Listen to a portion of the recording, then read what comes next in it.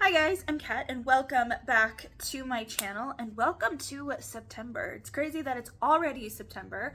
I feel like time has just passed by extremely quickly. We're going into Halloweenmas really fast, especially now all the fall drinks and the fall scents and everything's coming out and every store has Christmas and Halloween in it. It's crazy. It's crazy how time passes really quickly. My boyfriend and I are going to be 11 years soon. I'm going to be 30 soon. It's a wild time.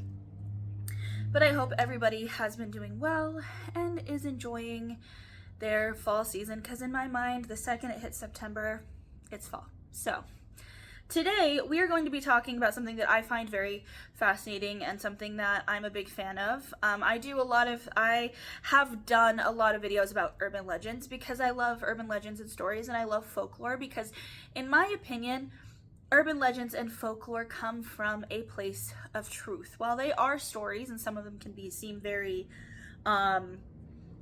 like magical and a little far-fetched, I do believe that a lot of the things that a lot of the stories we tell, a lot of the creatures we create, like cryptids and stuff, have some sense of truth behind them. Now, of course, a lot of these urban legends and folklore stories are told to younger people to scare them or stuff like that, to kind of give them warnings, or they're used as a way of teaching. But a lot of the time, some of these folklore stories come from actual things that happened in history. Some of those things that I really find interesting and that I've apparently dove pretty deep into are stories about ghost ships. People who have seen ghost ships before sailors. They're usually stories told by sailors. Also, one of my favorite scary movies is Ghost Ship. So I kind of found myself going down this path about reading different stories about ghost ships and things that people have said about seeing ghost ships. And I wrote down a couple that I thought were really interesting that I'm going to share with you, considering the fact that we're going into spooky season. I figured, why not talk about something that's kind of spooky? I've made videos on this channel about state urban legends and different stories like that because I find them really fascinating. I love the way that people can tell stories and come up with certain things. I do believe that urban legends and folklore do come from a real root of a thing. I do believe that some of it has some truth in it. And while a lot of times urban legends and folklore are used as tools for teaching and sometimes to scare young people and kids into not doing something, but I do believe that some of the stories are real and that they come from actual origins.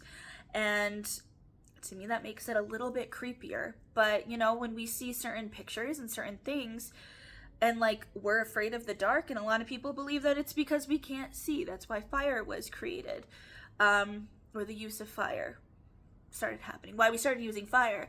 But also, like, could partly be because we can't see, but I also believe it could be what's in the dark that scares the shit out of us. But one of the things that I really enjoy reading about, and some of the folklore I like reading about, is ghost ship stories. Now, a lot of these stories actually come from things that really happened, but then people will talk about how they saw them in a harbor, or they saw a whole dead crew, or a ship that will show up at a certain time of the year when there was a wreck. I find them really fascinating, and I found myself going down this rabbit hole of different ghost ship stories, and I decided to write down a couple and share them with you because it's September. We're going into spooky season, and you know, ghost ship could be considered creepy. So I wanted to talk about ghost ships. Also, Ghost Ship is one of my favorite scary movies, so it kind of works out. So I'm going to share with you a couple of interesting ghost ship stories.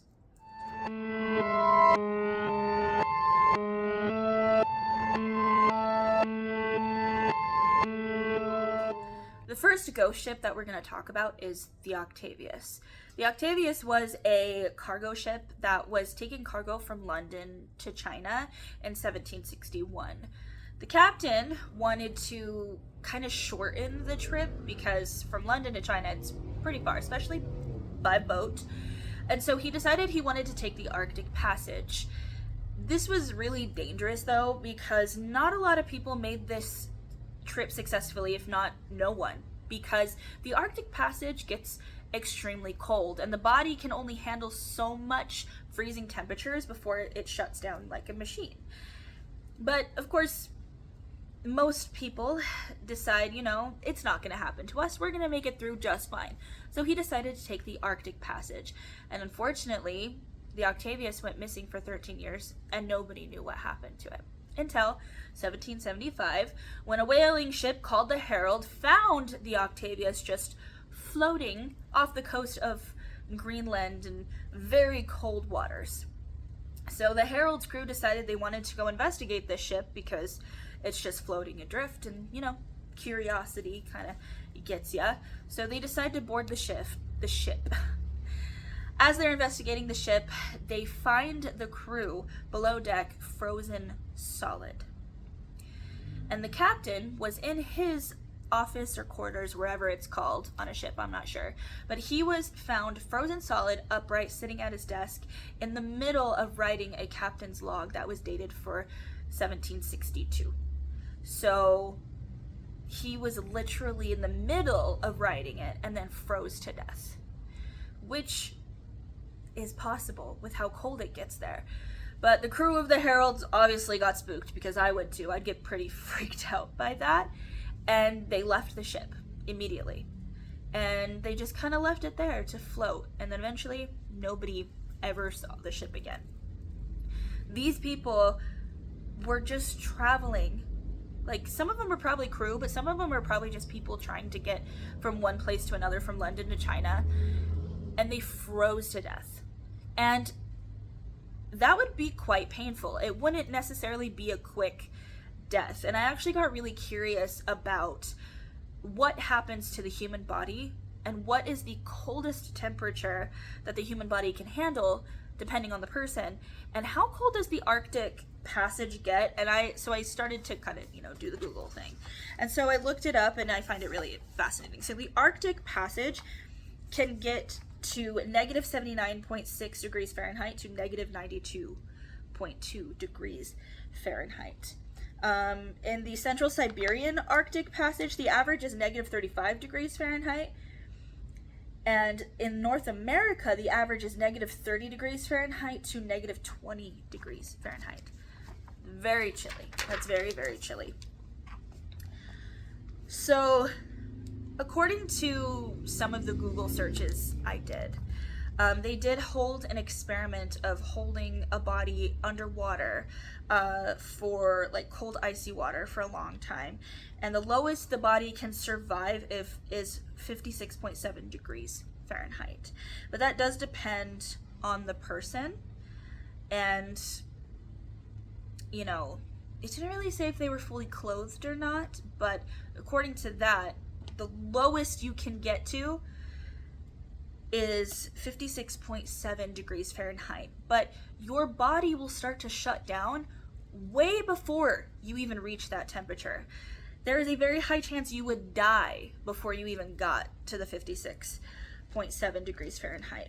So basically, if you have naked skin exposed to negative 60 degrees Celsius, which I forgot to do the Fahrenheit, sorry, I only wrote it down, the cells will start to die pretty immediately.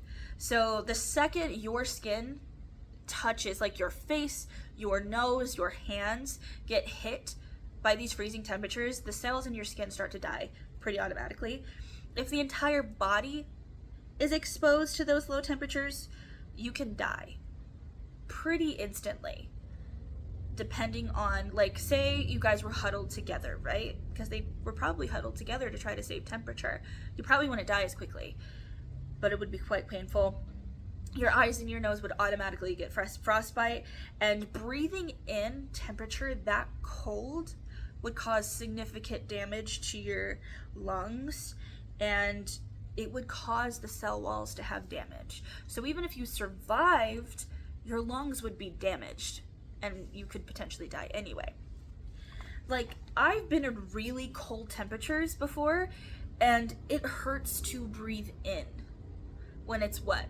I'm trying to think of how cold it's been. It's been cold before here, and it hurts to breathe in. It feels like little knives are cutting into your throat and into your lungs.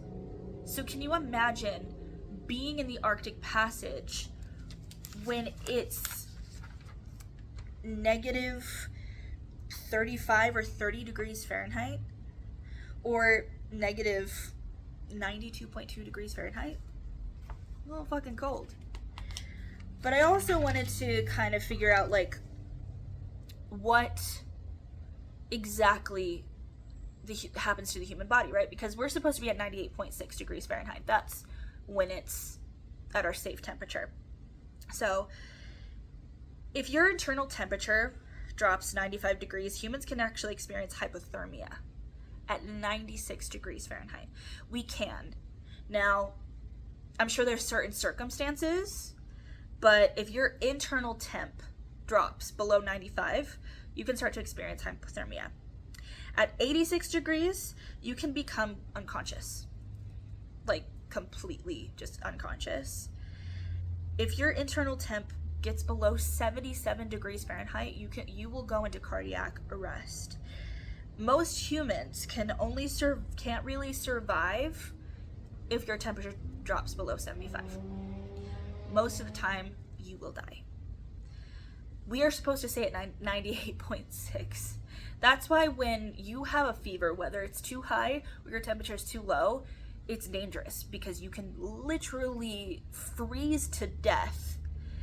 So that is absolutely insanity to me, because that means that these people froze solid.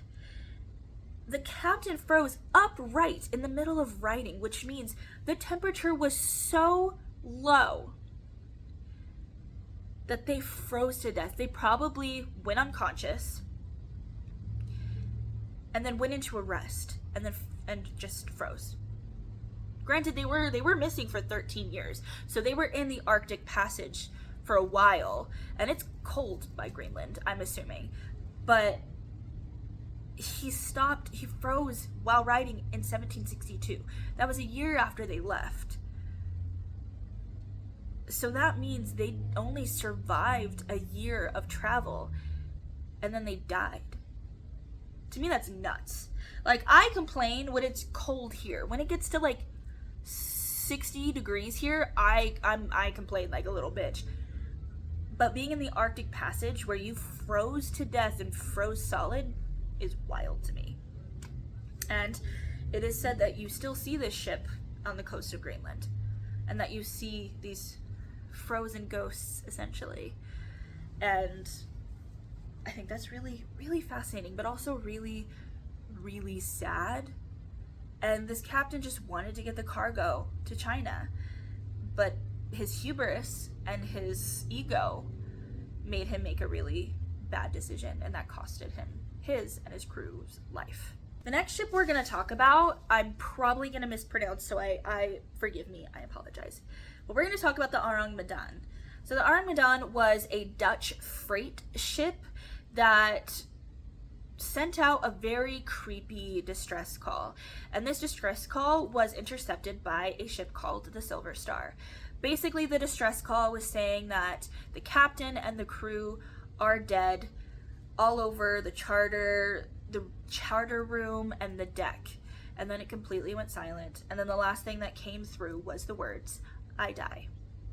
Now, a bunch of other ships had gotten this distress call, but the Silver Star was the first ship to jump into action and figure out kind of what ship was who sent the distress call. And they found the ship floating in the straits of, and I'm so sorry if I say this wrong, Malacca. But they found the ship there. The crew and their captain decided to board the ship because we need to know, like, this distress call was really creepy. Like, are they under attack? What's going on? Did something get released? Is it Dracula? I don't know.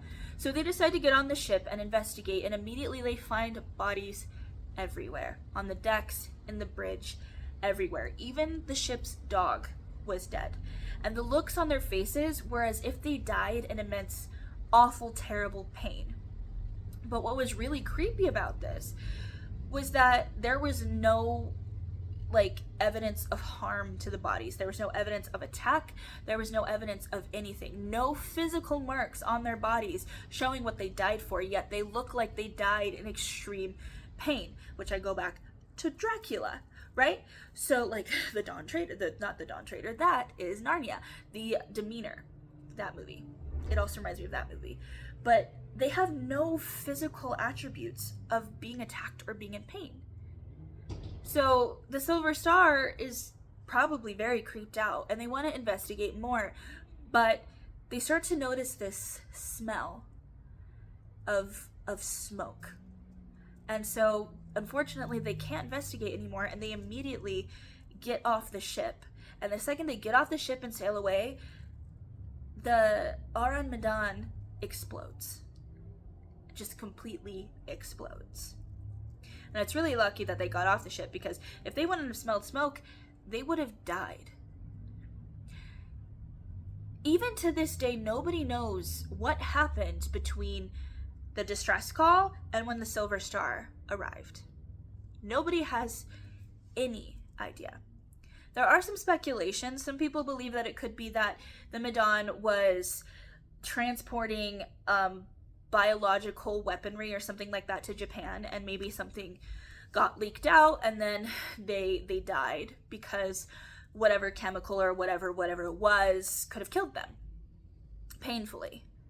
But the thing is like, I'm not a bioengineer, so I don't know, but I would think that it wouldn't kill everybody immediately, right?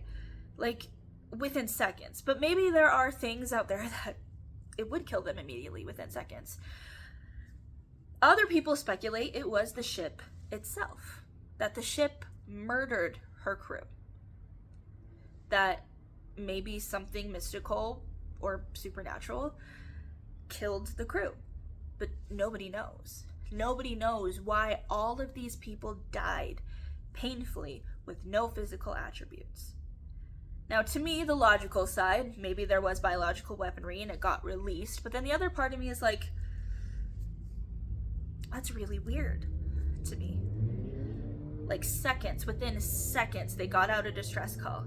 But also, it sounds like, hearing these words, all officers are dead over charter rooms and bridges. And then the words, I die. Now that could be someone who's like literally dying and that's all they could get out. But that also just gives me these creepy vibes of like this ghost or whatever doing it, like making this distress call. Like, what if the crew was already dead and then this came through? That's creepy to me. That is creepy to me. But nobody knows. It was just an awful accident where a lot of people died.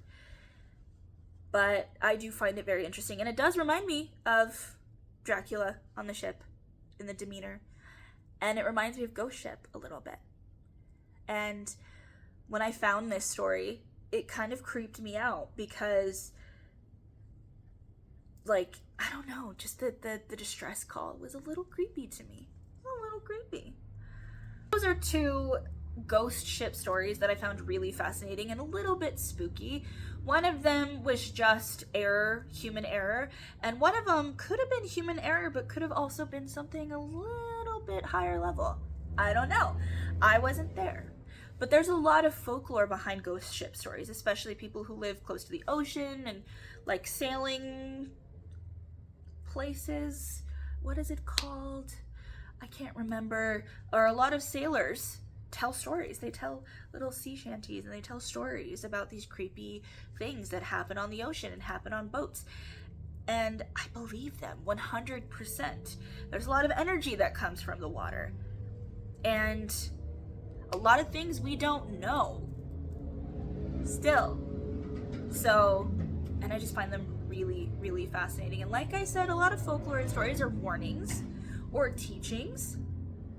But I think there's some truth behind some of these stories, because I find it very hard to believe that some of these stories about certain things just came out of the head, which of course people can create some really amazing and crazy things out of their head, but there has to be something that kicked that off. Something that our primal ancestors saw, and why we're so scared of the dark, because of what's potentially in the dark. I don't know.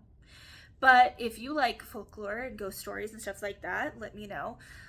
Give this video a thumbs up, and if you have any fun ghost ship stories or anything like that, I'd love to hear them, because I love urban legends, I love folklore, and I love creepy stories. Especially around this time of year. I like it all the time, but something makes it even more special when we're going into spooky season. So yeah. So that's about it. Me sitting in my living room. I keep looking at my doorway because I'm like waiting to see something. Which, we've moved in here. We've been here since March, and I haven't seen anything yet. So that's pretty good. But yeah, so if you like this video, give it a thumbs up. If you want to subscribe, hit the subscribe button.